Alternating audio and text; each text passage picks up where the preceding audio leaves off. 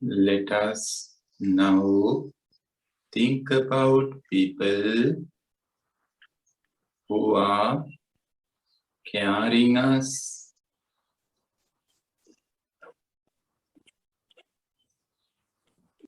and who are sharing our difficulties with them, and people who are trying to make us happy.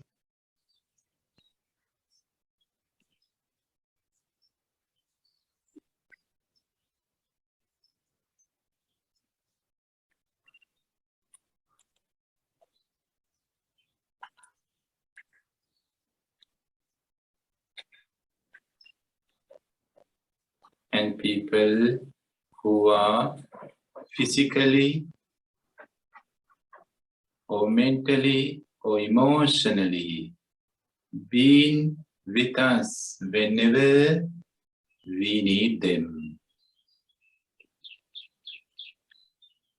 We can think about them.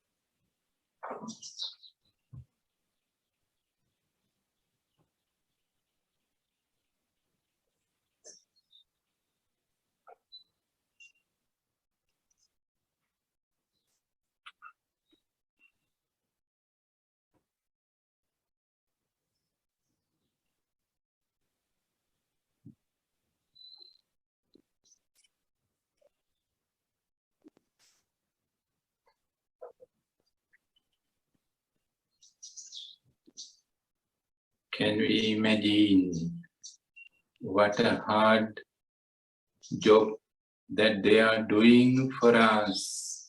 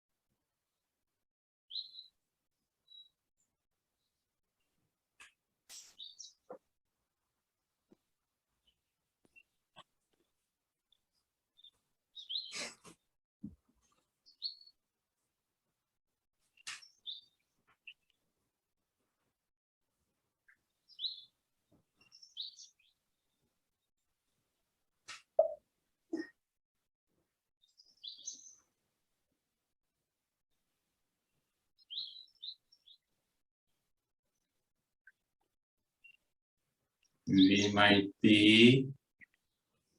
might be not have a chance to say thanks. Thank you very much. We really appreciate and admire your love, your compassion, your caring, and your support.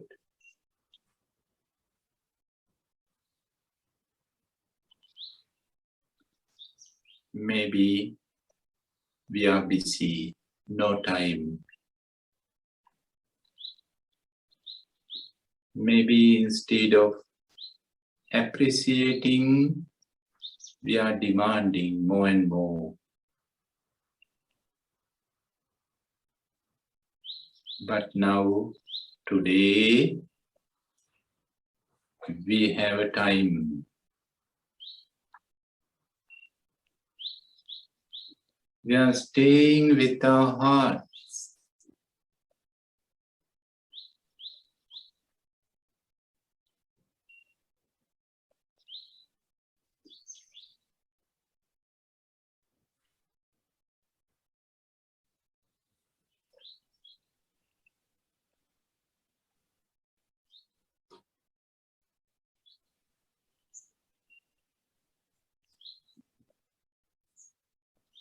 Thank you. Thanks a lot. Can we say these beautiful words with full of feelings from the bottom of our heart? I really grateful for whatever I gain and receive from you.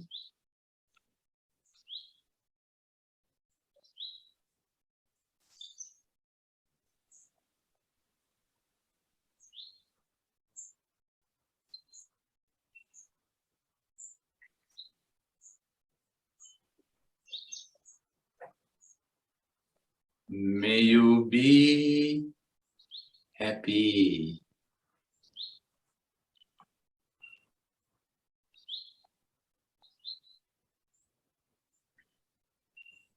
And may you be well.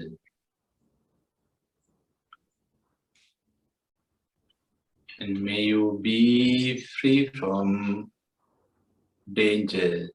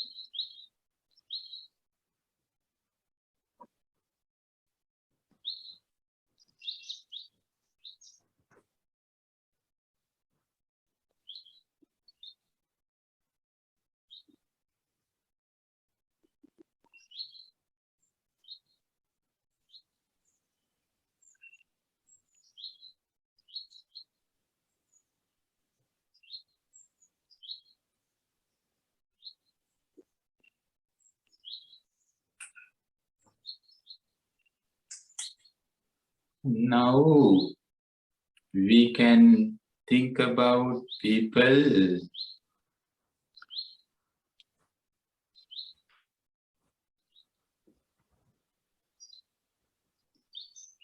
who are disturbing us, so-called problematic people. They are in everywhere.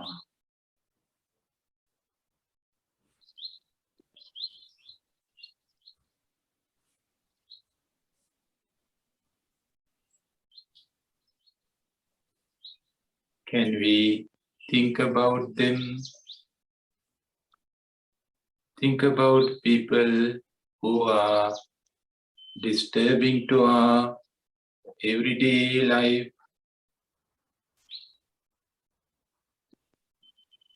our working life, our private life,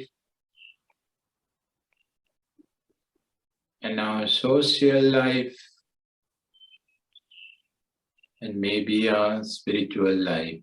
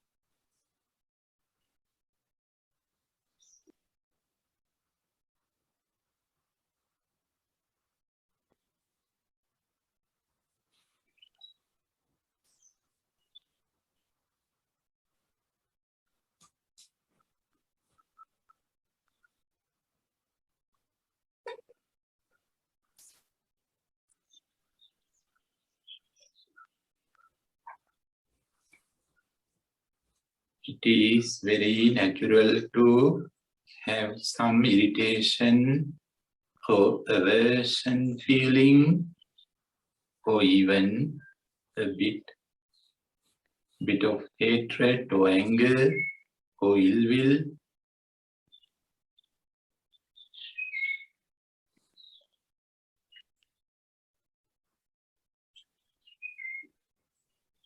If so, can we accept all these emotions?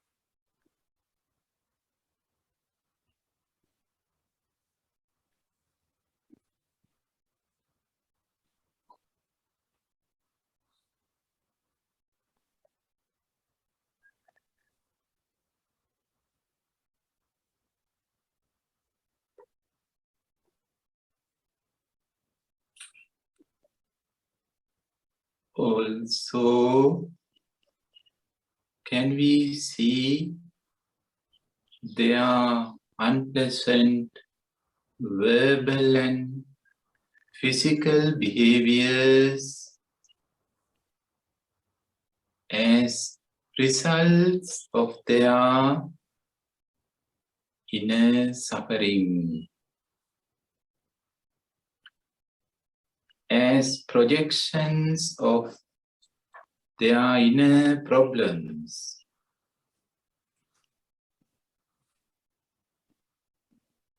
First, they hurt themselves and then hurt others.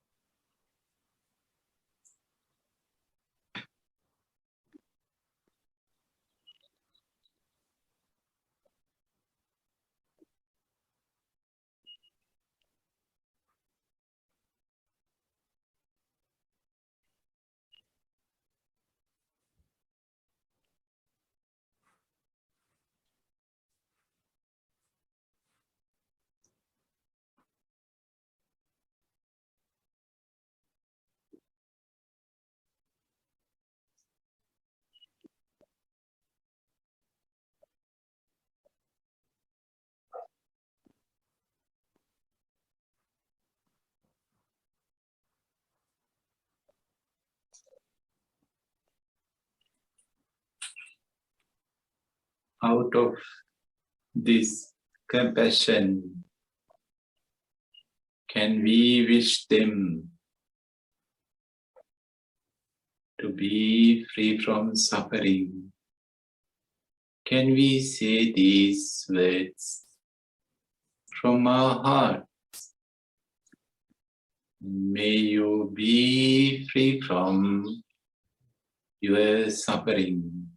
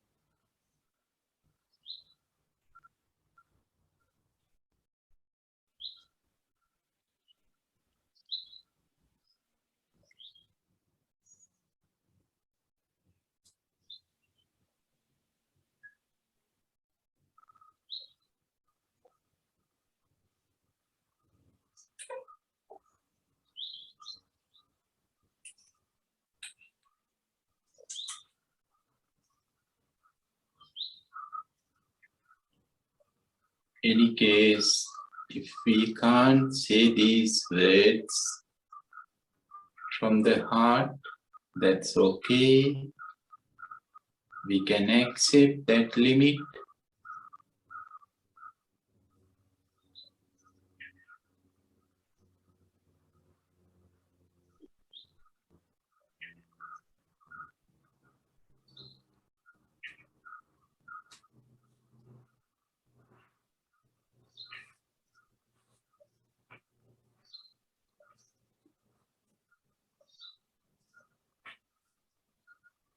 Now, feel the body.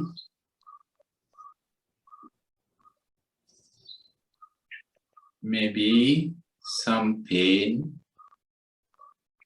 or unpleasant sensations are there in certain parts of the body.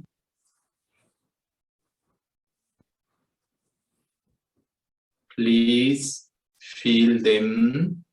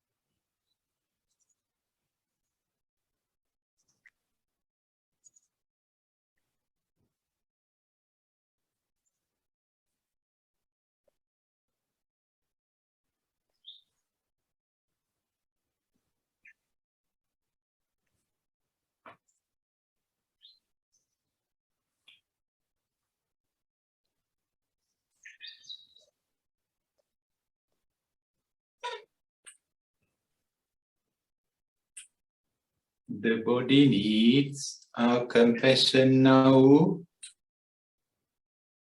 With this intention and with feeling of compassion, now please change the posture and slowly stand up, please.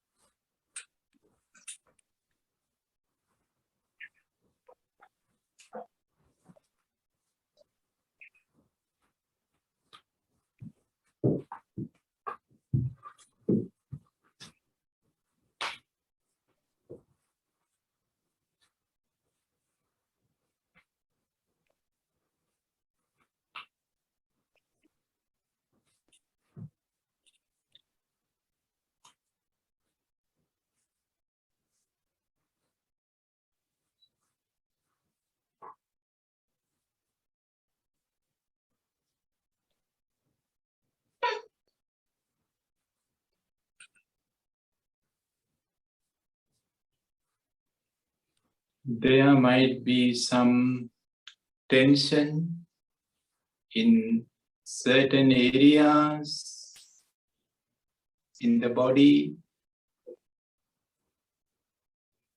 You may feel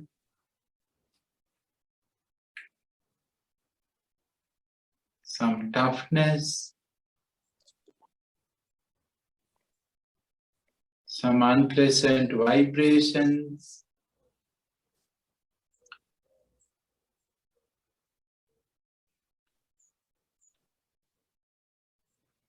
Please pay your attention on them if they are there.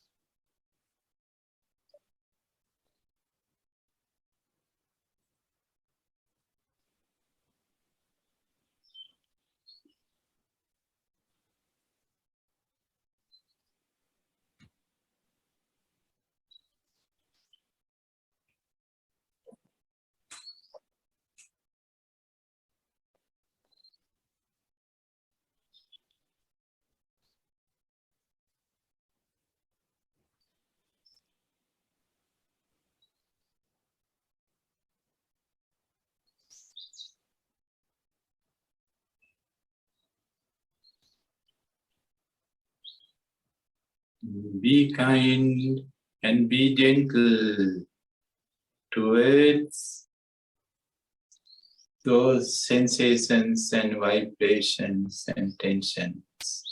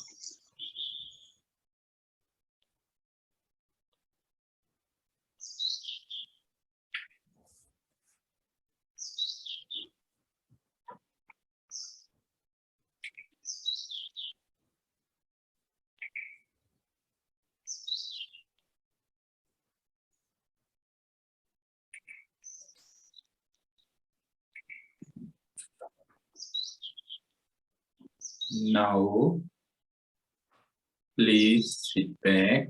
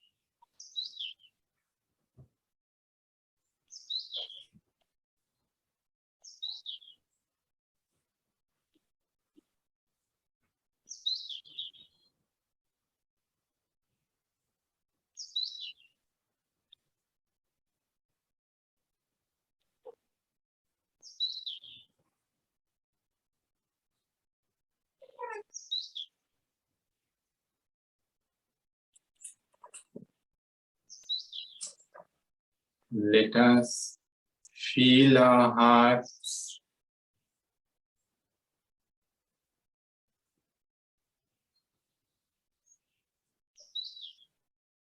Feel how much peacefulness is there and how much compassion is there, how much gratefulness is there.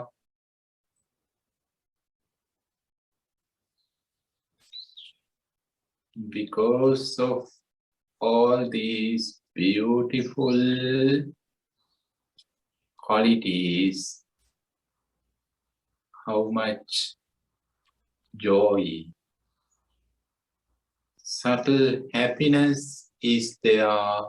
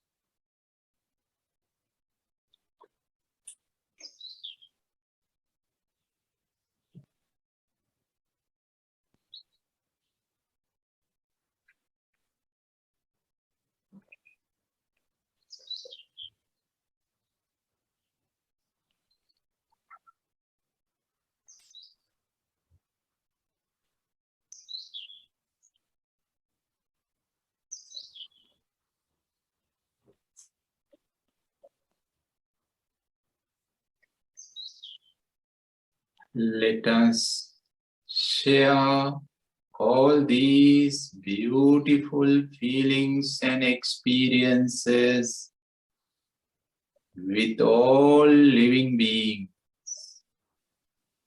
who are here and who are there.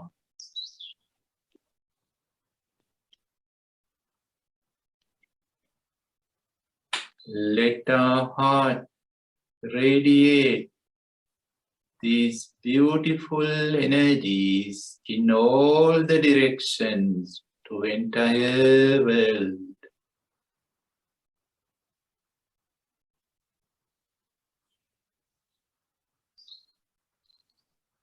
May all living beings be well. May all living beings be happy and be peaceful with each other.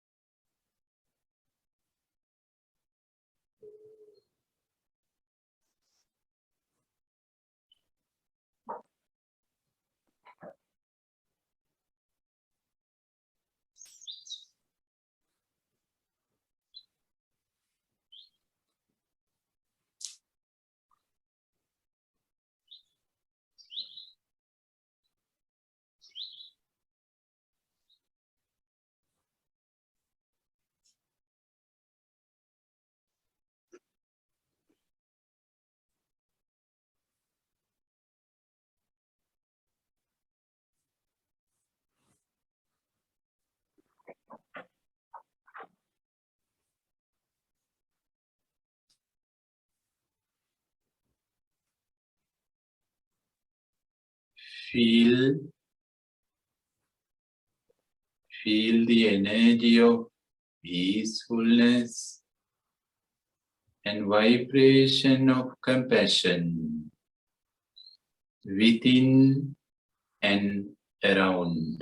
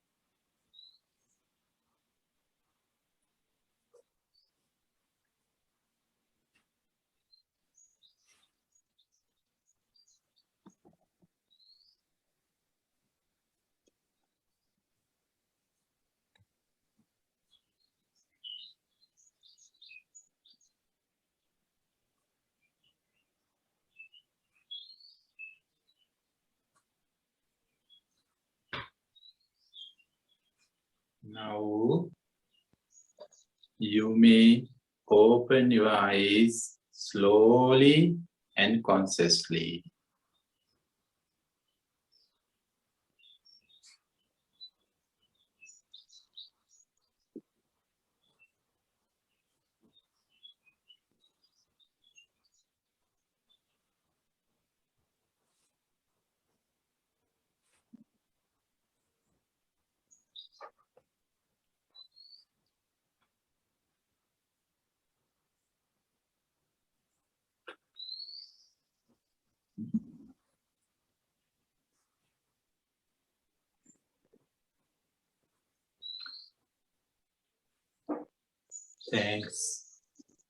Thanks, dear friends, for being with your own hearts.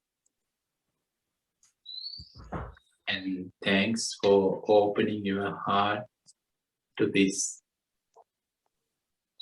metta and compassion meditation.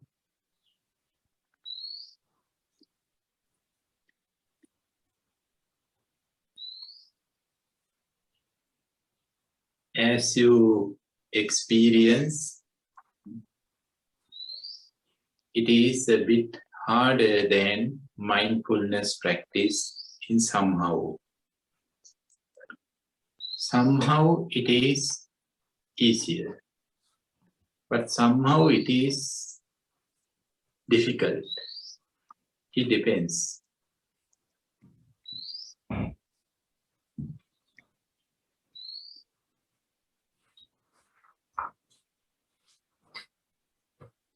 And this meditation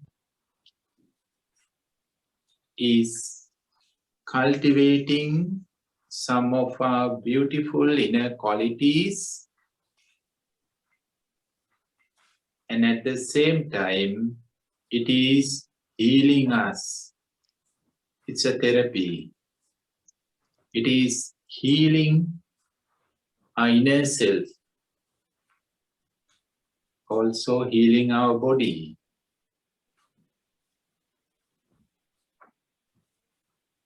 Healing our mind, healing our emotional wounds.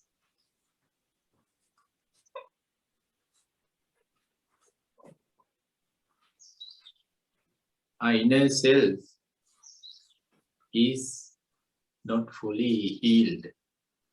It is not fully well. Not only for today. Since, difficult to say since when. Maybe since our childhood time, maybe since we are in mother's wombs, or maybe since previous lives, from previous lives. It doesn't matter since when, from when, but it is sick.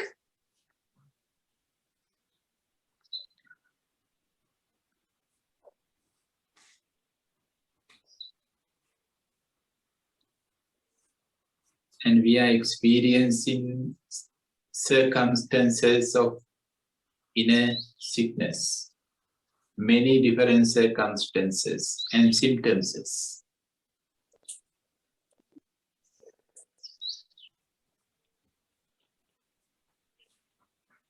And we think it's normal. We don't have to discuss on all the symptoms, what we are going through because of our sick self or sick heart. We have sleeping disorders, digestive disorders, and allergies, intolerance, and difficult to maintain long-term relationships. Also, time to time, unexpected emotions occur in our mind without having any good reason. Sometimes we can understand why we are emotional, because something happened at the moment. But sometimes without happening anything, suddenly strong emotions occur in our mind. They come and we don't know why. Why? What is the reason? Even the other person doesn't know who are there with us. Even they cannot understand, and they cannot believe, oh, what happens to this man, or what happens to this woman? Why she or he be so emotional? So even they cannot find reason, and even we don't know why. And therefore we think this is our nature. We think this is our born nature. This is the way how we justify it. This is it. And further we say this is everybody's nature. This is human nature. And when we stick this label, human nature, then we think we don't have to do anything, because it's a born nature, inborn nature. If something inborn nature, then what we can do? We have to accept. We have to live with it. That's all.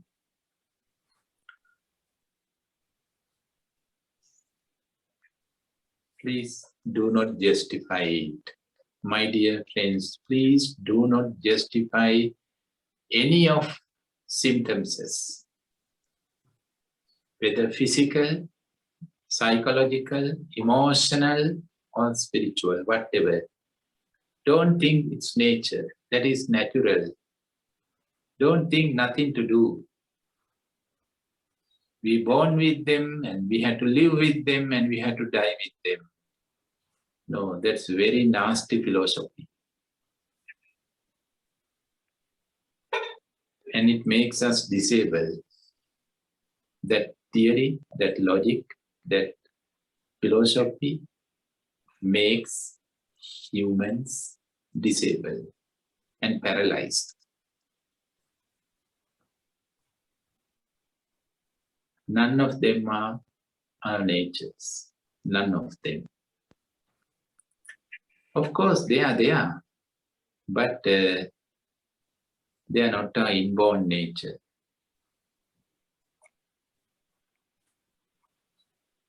Those things are happening.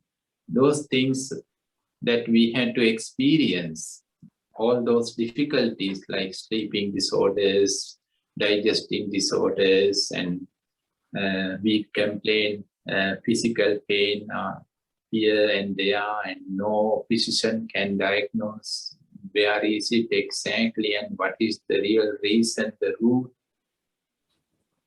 No real physical reason for those things. And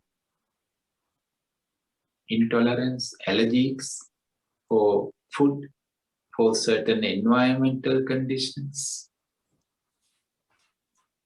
and for certain jobs, and for certain people. Allergy.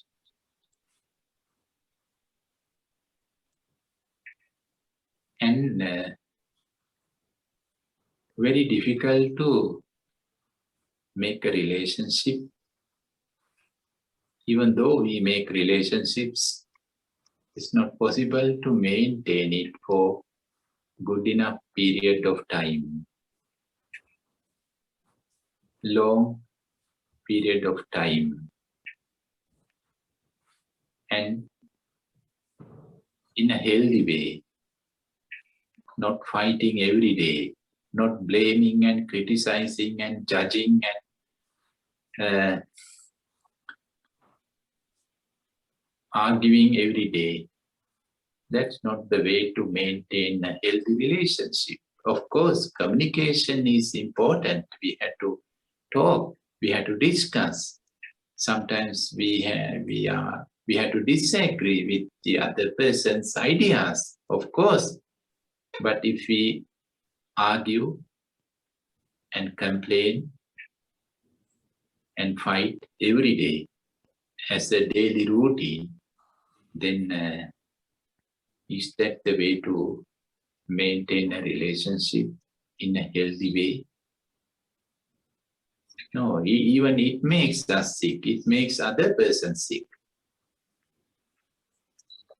And the other thing what I have mentioned is, suddenly we become emotional. But we don't know why. Especially these three emotions, these three feelings: hatred or anger, fear, and doubts, suspicion.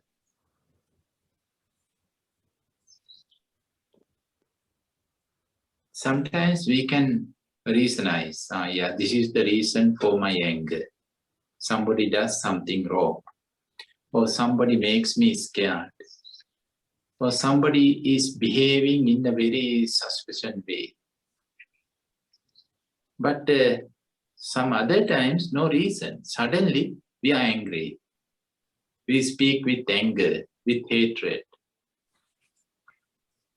Or suddenly we are afraid of something. Or not really of something, but we are fear. Fear comes and we don't know why we are afraid or to what. And suddenly we are doubtful about ourselves, about what we are doing. We are not sure. And especially others who are close to us. No trust. Very difficult to keep trust. So in this way, my dear friends, actually, we are not living in a human world. I mean, human world means in a bit we are living in a hell with all those things. If we cannot sleep well, if we cannot enjoy our food, if the system cannot digest them, and if you are unable to maintain healthy relationships, and suddenly we explode as a bomb, as a landmine.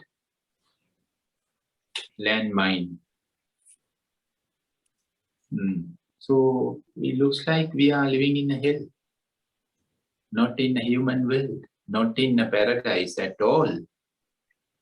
And then we say, this is the nature. As I said yesterday, then we say, this is the nature. The world is like that. Life is like this. Nothing to do. We had to suffer. No, my dear friends, even though the whole world is like this, but we can cure ourselves.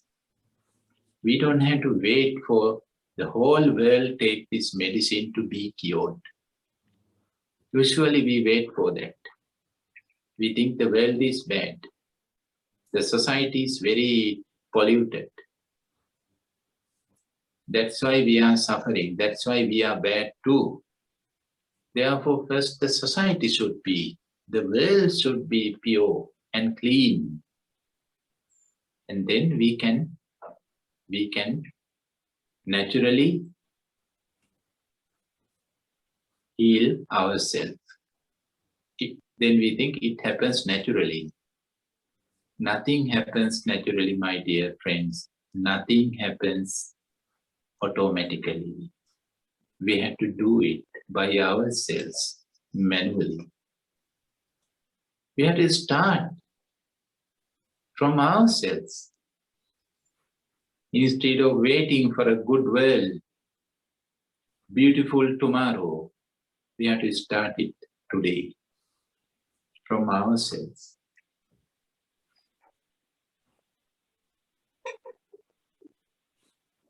If others do not want to heal themselves, what we can do? If they want to live with their anger, if they want to live with their hatred, and if they want to live with their agitated mind, what we can do?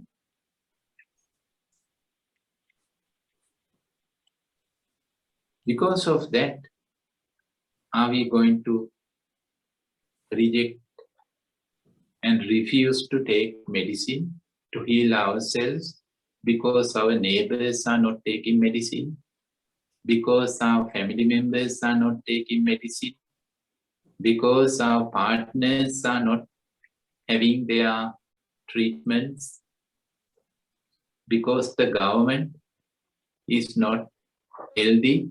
Therefore, why we had to take medicine? Why only we had to take medicine? We better to not. Do we think in this way? Do we have to think in this way? Is this wise way of thinking or kind way of thinking? Is this called self-love or self-compassion?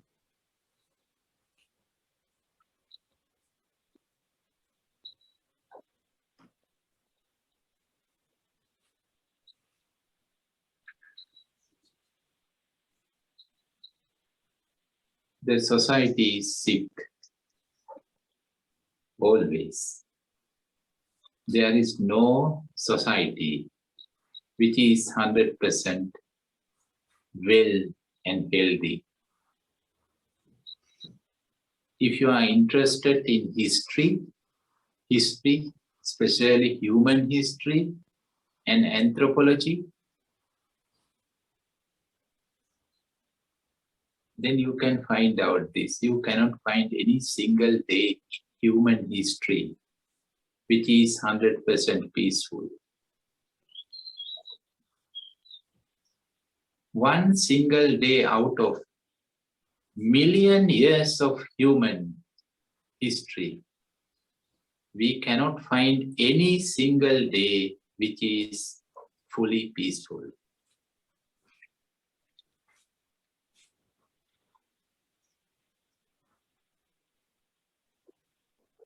people are carrying these symptoms and sicknesses generation after generation.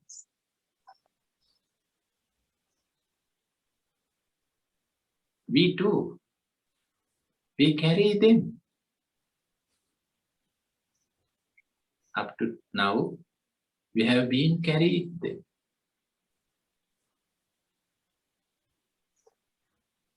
We don't know since when. It's a chain. It is a chain. Nobody knows who became angry first time in human history. I think nobody knows. It is not in the Bible. It is not in any Buddhist literature. Who is the first person who gets angry?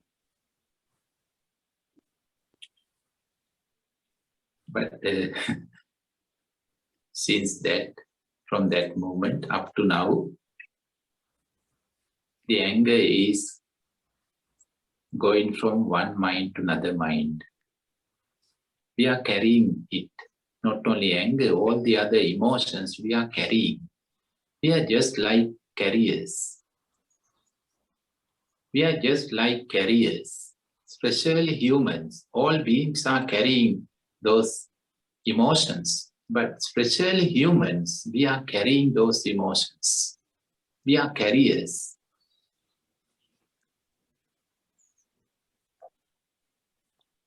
Like courier services. But nobody paid for us. We paid for. We paid. And we are paying. And we will have to pay. We don't know the amount. The final amount we don't know. But still we are paying. By carrying those emotions, we are paying and we are carrying. So what kind of courier service that we are working? So we don't know the first link of this chain of emotion. We don't know who is the first link. And then from that person to another person, if somebody is angry, then he or she is unable to work with that anger, then of course it is coming out from his or her verbal and physical, psychological expressions. This is all we know. And then it affects to others who are there, who heard those words, who saw these behaviors, and who feels that vibrations. Not everybody, but most of them are being affected. Like COVID, like virus. And then they become sick. Now they are carrying these emotions. And then they are spreading to another by thinking, by speaking, and by behaving in these three ways.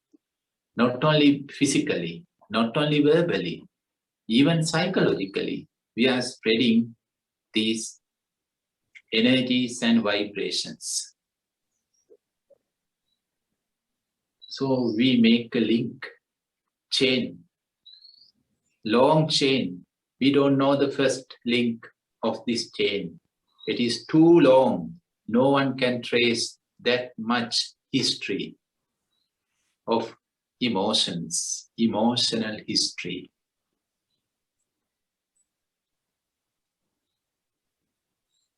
And somehow we are the present link of this chain. We are the present link of this chain. If we become emotional because of whatever reason, Doesn't matter the reason, because of whatever reason, if we become angry, then we are the present link of this chain of anger. Long chain. It has countless links. The beginning is unknown, but the present we know. We are the present link of this chain. And then we have a choice and we have a responsibility. We have a choice and we have a responsibility. Are we going to spread this poison, this emotional virus into others, into our family members, into our partners, friends, neighbors, colleagues, villagers, citizens? We can, easily we can.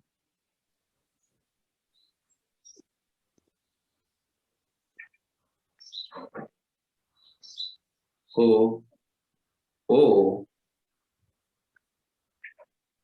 we can be the last link of this chain. What a beautiful choice. I want to be the last link of this chain of anger. No one be angry because of me. No one be sick because of me. No one be ill because of me. What a meaningful way of living, my dear friends. What a beautiful way of living. That's the absolute compassion. Perfect compassion. Of course, we can give food to others, people who are starving, people who are hungry. We have to give warm clothes to people who are being cold and helping them to build houses and medicine. Of course, all are kind actions. All are happening out of compassion. That's true. But the real compassion is this. No one be affected by anger because of me.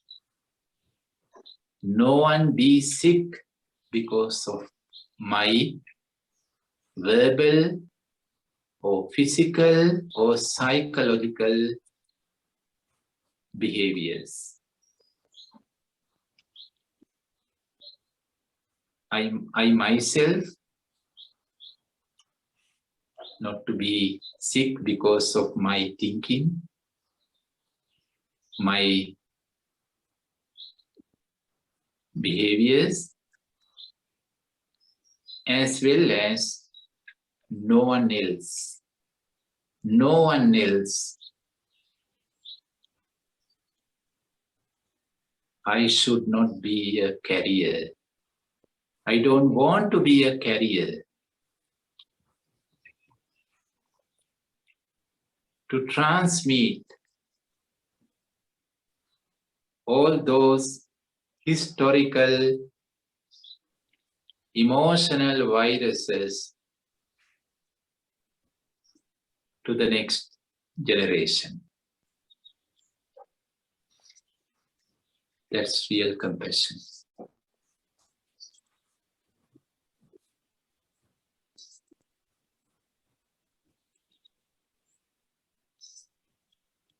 First, I want to be well. This is the very first thing. First, I had to cure myself. First, one has to cure oneself. This is the priority. Even though it is selfish, but that is the way it happens. There is no any other way. We cannot do it other way around. First, we have to attend ourselves. And then we can attend to others. Therefore, we cannot judge this compassion as selfish compassion or selfless compassion. Compassion is compassion. Love is love. There is no self-love or selfish love or selfless love. Love is love. Compassion is compassion. No different. Myself and others. But we have to start with ourselves.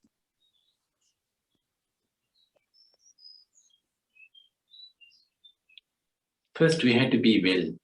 Then naturally, we are not causing for others suffering. If we are suffering, if our mind is being hurt, then naturally it affects to others. How much discipline that we try to maintain, but it doesn't work.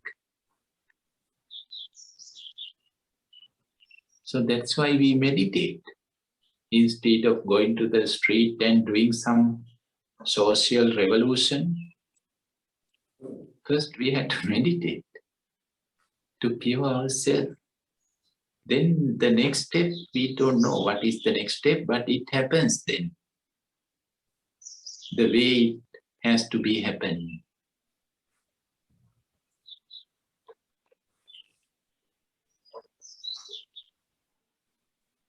Oh, I think this is enough. Enough. Maybe too much. Do you want to ask something? I don't know, are we having any other meeting after this? No. Or is this the last group session of this retreat?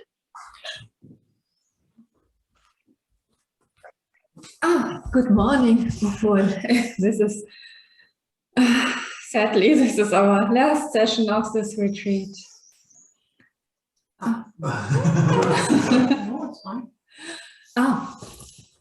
Can you hear me now? Can you hear me? Steht der Lautsprecher auf diesem Snowball? Snowball?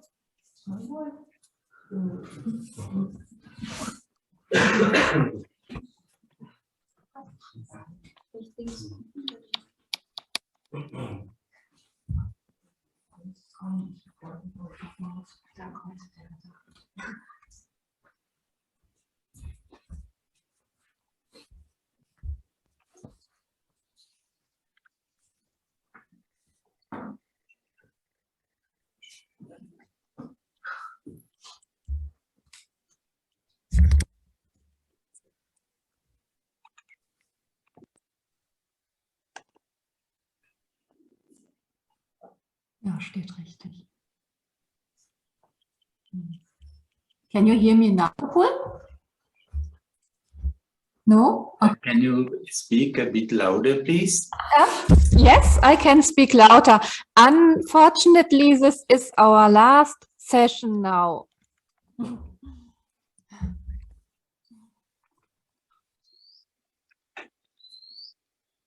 Schreibst du es über den Schnitt?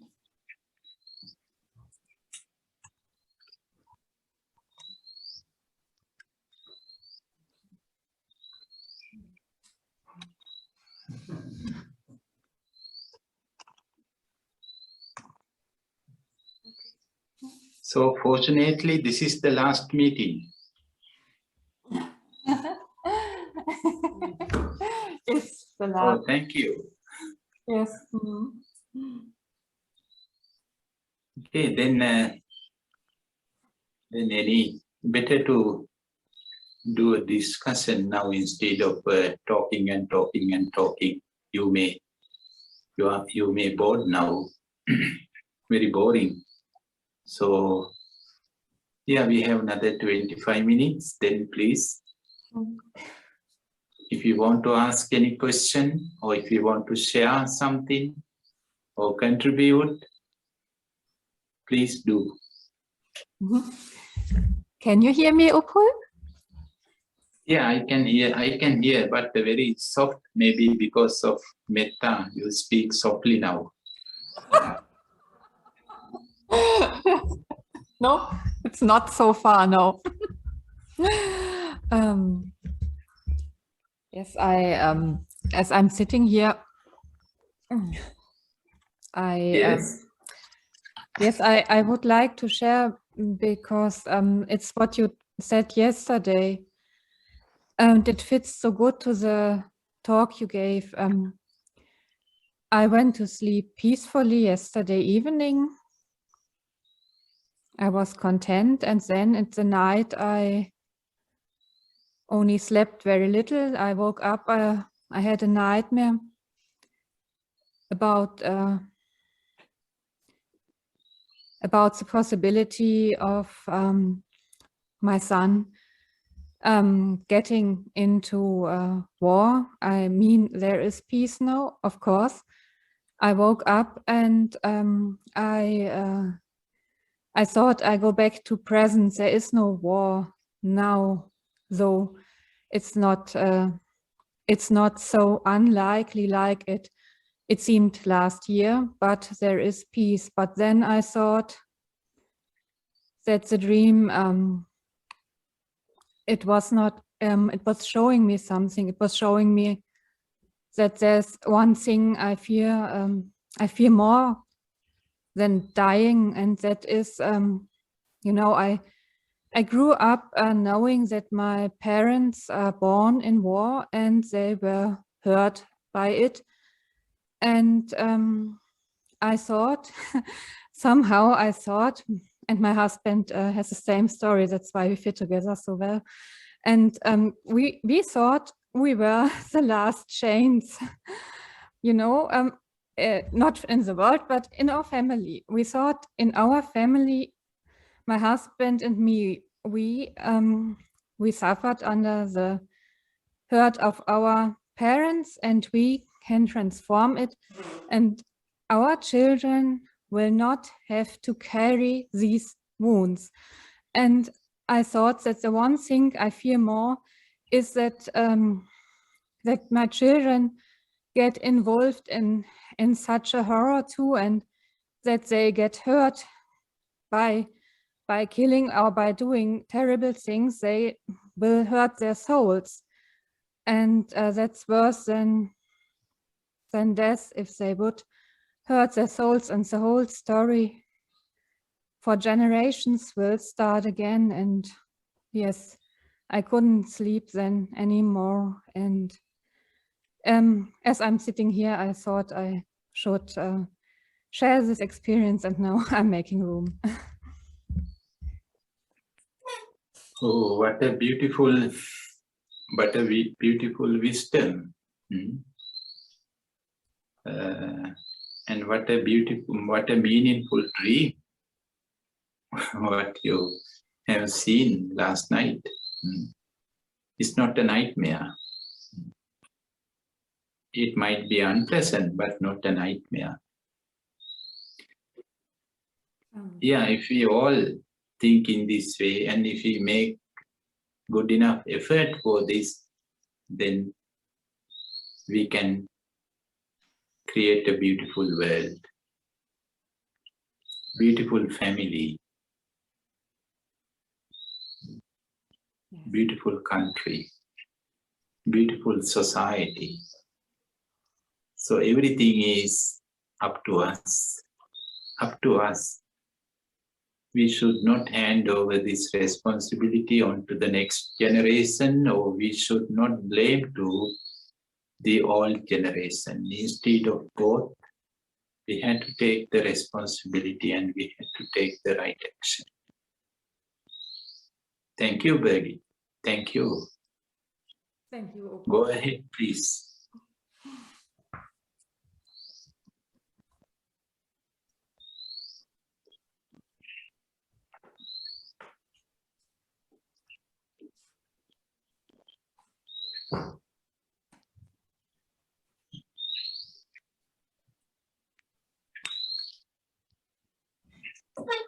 Hello, Upal. Hello. I have a question referring to what you said. Sorry.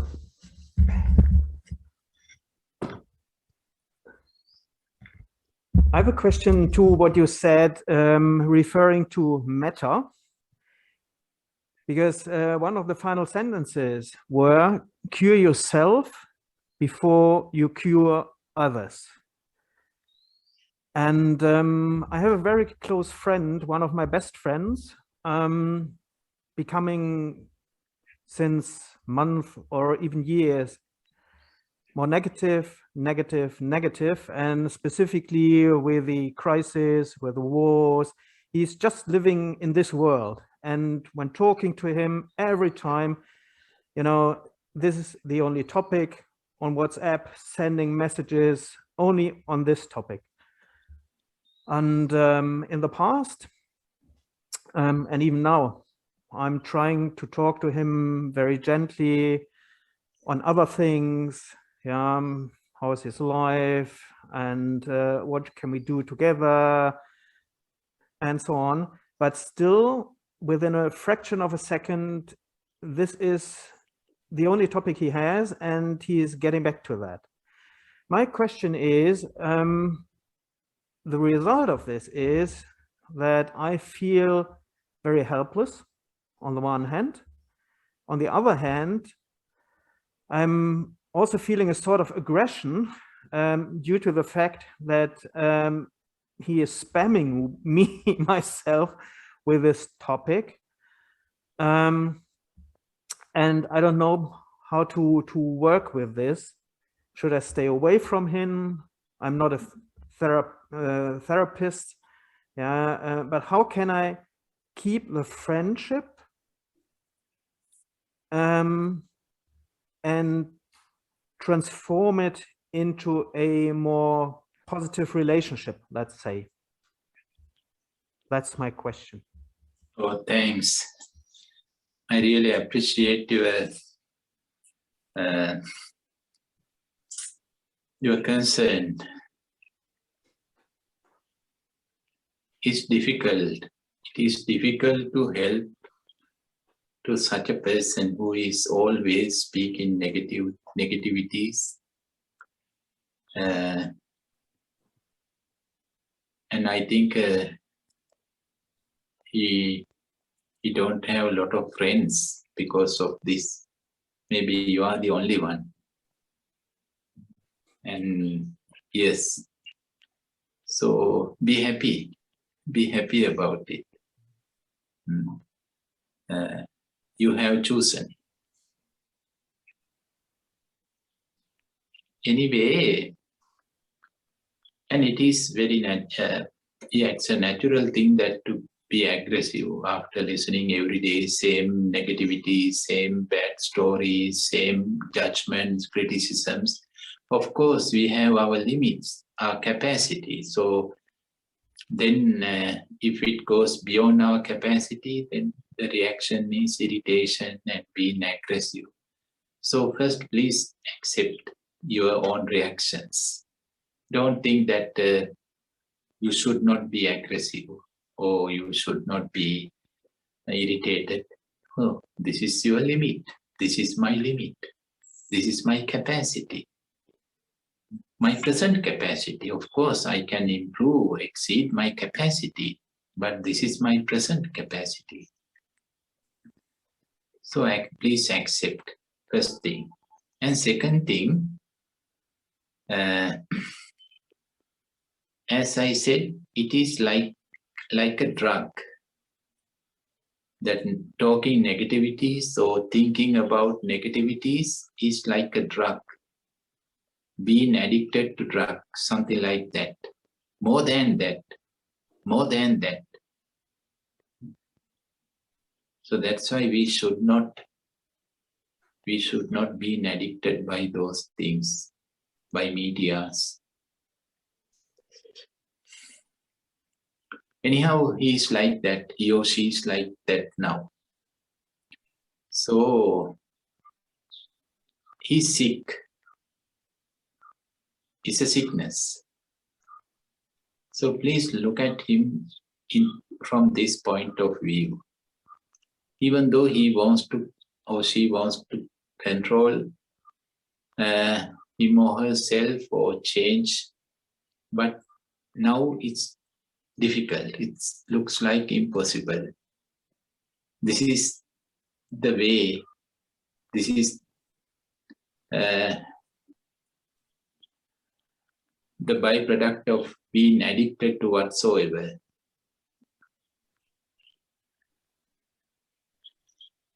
But we can plant a wholesome seed or interest in a heart, in his heart or in her heart or in his mind. We can plant. Instead of fertilizing and watering into this addiction of being negative, we can plant a positive seed, something positive, maybe about music or any kind of art, or maybe some yoga, kung fu, or some football, whatever, or social service, whatever. We have to be very careful. We have to see his or her tendencies, underlying tendencies. Maybe some hidden interests are there, a tendency to be interested in at least one of positive things. Everybody has those hidden tendencies to be interested in negative or positive, whatever. Everybody has, you have and I have. So after watching carefully, we can find that space. And then slowly we can plant that seed. We can speak a bit about that, not too much, a bit. And then next day, a bit more. Maybe we can give him or her a book, a small booklet about that subject. Or we can bring that person into a certain place where we can see practically that activity. Something like we had to make a plan, we had to make a project syllabus for that to help. As you said, it's a therapy. We cannot expect instant changes or quick cure. No, it takes some time. So we had to make a plan, make a proper, wise project, and start from the bottom up, slowly.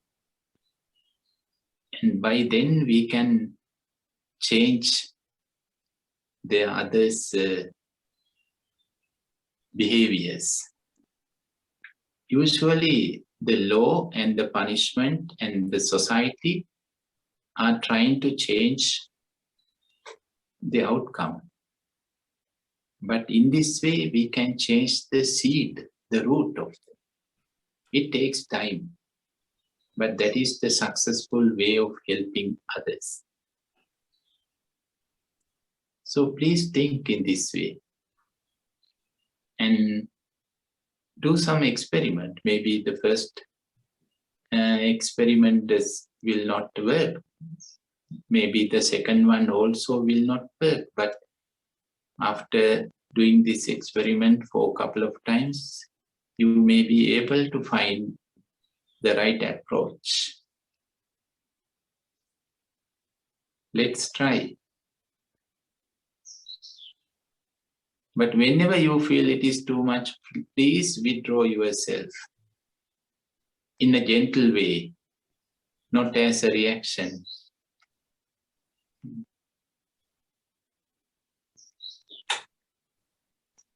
Well, thank you very much. I'll continue doing this experiment I've already started. And it is good to hear from you saying, withdraw gently. That's a good advice for me, not to waste energy. So to be ready for the next step or the next experiment with him, and going on in a positive way, sending metta to him. Thank you very, very much, Upal. Welcome.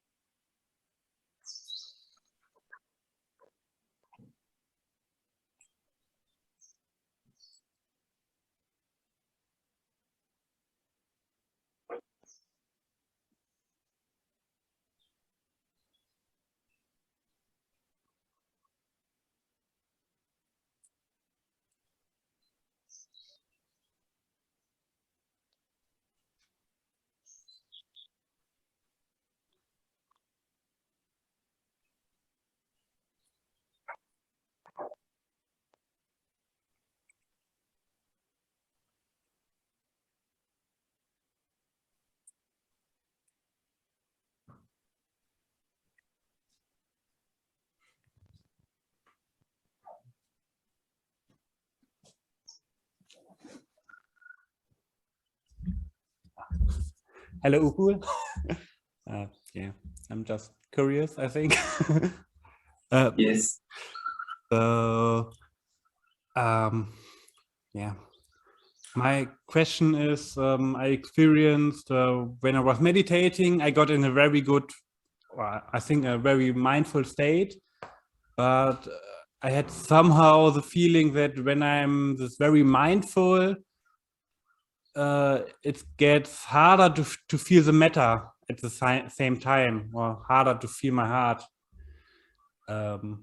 Yeah, and I wonder why. Well, it can happen. It can happen because mindfulness is a mental activity. It's more like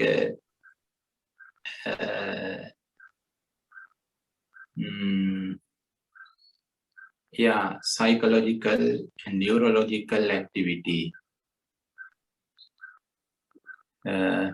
So when we are too mindful, then of course it looks like no heart. Or heart is then the heart is sleeping. So that's why we have to balance. We have to balance both metta and mindfulness. If you are too much metta, then we are not mindful. Maybe lack of mindful or less mindfulness. Therefore, do some mindful actions. Like working meditation, you can work for others, not for washing your own clothes, but do something for others mindfully, like voluntary service, cleaning somebody else's bathroom or something like that. Do it mindfully. Just think, I want to improve my mindfulness. That's why I am doing this, but not for myself, for someone else or for others. With this intention, do some mindful action or mindful in motion, action, some activity. By doing this slowly, you can feel others are happy. Whatever you are doing, it helpful for others. and it makes others comfort, others' well-being. You can feel. That means your heart is feeling them. So the heart starts to feel them. This is one solution, one tool you can use to balance both. Please do not stop to be mindful. Don't think it's because you are too mindful, therefore you have to reduce some amount of mindfulness. No, please use this mindfulness to address to your heart. And the second thing, when you are happy, please appreciate it. How nice. How nice. This mind is happy. This body is happy. Please appreciate. So mindfulness is witnessing. When we are mindful, that means we are witnessing to whatever we are experiencing. We are witnessing to the happiness. We are witnessing to the peacefulness. Even though if we are peaceful and happy, we are just observing, noticing, mind is happy, the happiness is there. But more than that, please appreciate. Appreciate your own happiness. Appreciate your own peacefulness. And try to appreciate others' happiness when we are happy. Whenever you see or whenever you feel or whenever you hear that others are happy, please appreciate. Not only being a witness to others' feelings, try to appreciate. So by doing these couple of things, you can balance both. Thank you very much.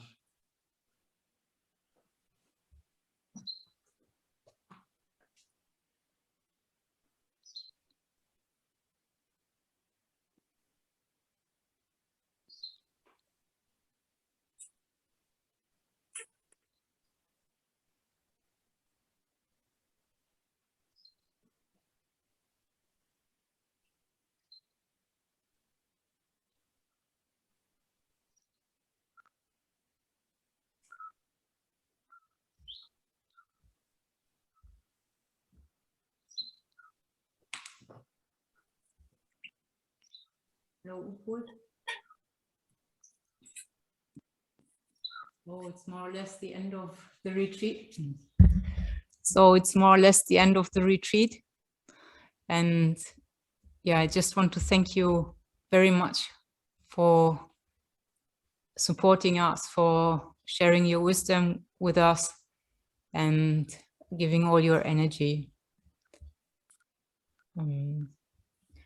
Rangana had the idea that we could make a group photo with you in our middle. Please come to Nilambe. With a good camera. Well, we thought you could be on the screen and we just stand around the screen and we take a picture together as a last group activity. Good idea.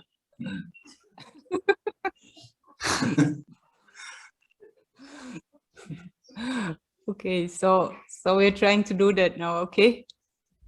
Okay, before that, I feel very positive energies with you from the beginning, not only today, from the very first day of this retreat and throughout the entire retreat. And that energy is still speaking, it's very live. So, very good group. I think you all feel that. I don't have to say this. You are inside of the group, so you may feel more than me. And your effort and interest are also very powerful in the practice. And I really appreciate and I respect to your commitment and your effort and your interest. And thank you, dear Claudia, to doing all kinds of intermediate activities, coordinating and organizing and sending information. So I think you are the person who has done a lot of hard work for me and for the retreat. So thank you very much, dear Claudia, for all of your voluntary services to this retreat, to make this retreat happy and true and success. And also, dear Birgit, thank you very much also for your organization